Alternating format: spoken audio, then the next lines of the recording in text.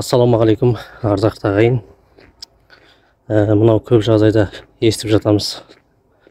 Біздің қазақта дене дұрыс көшбасшы жоқ деген сияқты әңгімелер. Жақыннан бері мына Ринат Зайытов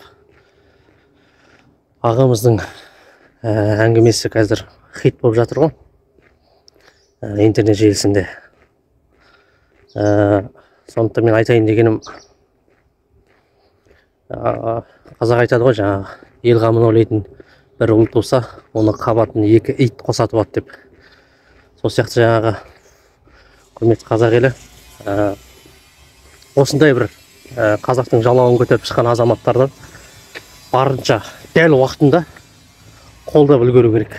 Әйтпесе одан да айырылып қалуымыз мүмкін. Мейлі ол қандай адам, кім екенінде шаруамыз жоқ.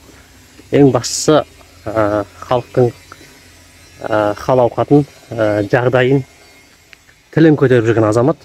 Сондықтан сіздердің әрбірлеріңіздің көмектеріңіз ауадай қажет. Бұл енді ешқандай да жағымпаздану емес. Өйткені ол кісіні танымаймын, ешқандай туысым да емес.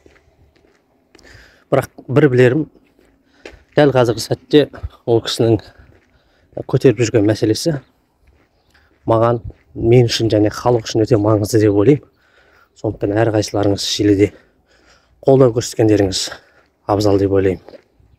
Ол жерде жаңағындай ойғолда бір биліктің қуыршағы, өтірікші, алаяқ, анау мынау деген кер тартпа әңгімелер айтып керек жоқ. Ең бастысы, ол кісі халыққа маңызды нәрселерді көтеріп жатыр.